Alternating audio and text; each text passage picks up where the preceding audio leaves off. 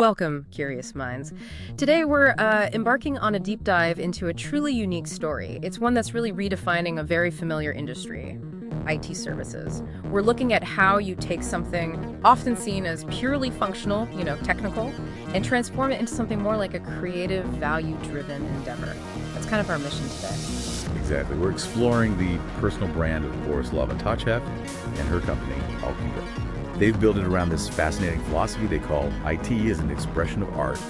And our sources, well, they're based on a detailed strategic analysis. It shows how this isn't just like a clever slogan. It seems to be a genuinely authentic and pretty effective business model. So yeah, get ready to maybe rethink technology and perhaps even how you approach your own work in a brand new light. Okay, so the sources describe Borislava Tatchev's personal brand as a resilient visionary. But how does her own journey, the humble beginnings, overcoming significant hurdles, how does that actually shape the business philosophy itself? Well, that narrative of resilience and transformation is absolutely foundational. It's not just a background detail. It actively transforms how clients perceive risk in IT projects. It shifts it towards the promise of refined predictability. So the focus moves from just basic functionality to the actual craftsmanship involved in shaping their digital future. She positions her firm as this really reliable, methodical solution provider, offering, I think the quote is, absolute certainty throughout the process, not miracles. And that really challenges the usual transactional nature of IT, aiming for genuine partnership instead. Right, that deep trust kind of forged in adversity, that makes perfect sense. But then to pivot to IT as an expression of art, how does that leap happen from trust through adversity to IT as art? And how does it fundamentally shift the usual perception of IT? Precisely. And this philosophy, it really represents a paradigm shift. It asserts that the line between functional and aesthetic has blurred. It elevates IT from just a functional necessity to a creative endeavor. The goal then becomes crafting solutions that are not just technically sound, but also aesthetically pleasing, achieving this harmonious balance between functionality and beauty. It really makes you wonder how many times we just accepted functional when something beautifully functional was actually possible. It's a reframe that could apply to so many industries, couldn't it? Not just IT. Absolutely. And it aligns quite well with modern trends like creative computing, which isn't just about using computers for art, but using computation itself as a medium for artistic creation. And also creative as a service, where you deliver these highly customized, unique digital expressions as a tailored service, really enhancing user experiences. Okay, this idea of IT as art, it sounds compelling, definitely. But how do you actually move it from a creative concept to a tangible business model? Do the sources explain how they operationalize such a unique artistic vision without it just becoming, an abstract ideal? They do. Alqubit has meticulously codified this vision. They use 4 core business values and something called a vision with 12 business principles in 4 pillars. And these pillars organize and prepare, research and develop, being and reaching goals. They don't just provide structure. They ensure every single project phase embodies that same artistic rigor and client focus.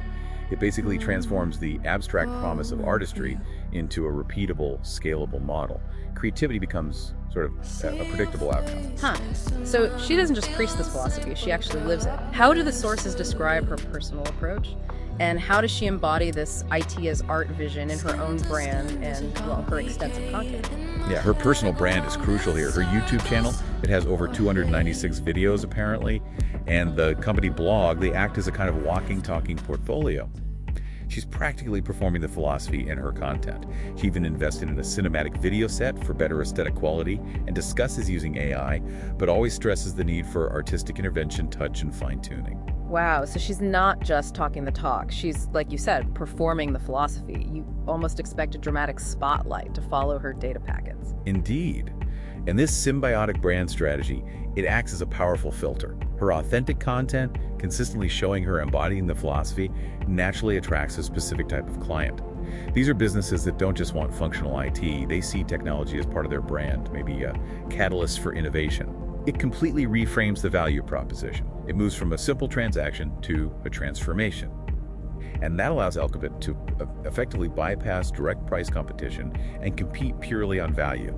Okay, that sounds like a genuinely unique competitive advantage, but could you give us an example? How does this artistic vision actually differentiate standard IT services, like say cloud solutions or cybersecurity? Right, well, the art isn't just aesthetic, it's deeply functional too. Take cybersecurity, for instance.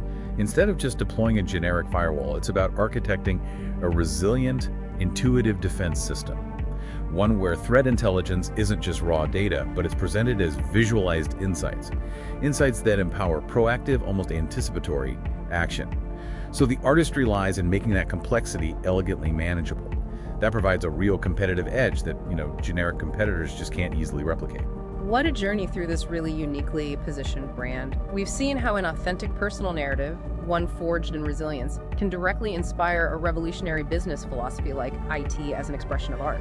It truly highlights how codifying that creative vision into a structured framework, from the values down to the 12 business principles, transforms the abstract into something pragmatic, a scalable methodology. And this genuinely enables them to compete on value in what's often a commoditized market, attracting clients who are looking for a strategic partner, not just another vendor. And that consistent content strategy, showing the founder actually embodying that philosophy, turns marketing into a real thought leadership engine. Absolutely. So this deep dive leaves us with perhaps a provocative thought for you listening. How might you rethink the purely functional aspects of your own work or your business? Could you see them instead as an expression of art to create unique value and forge deeper connections?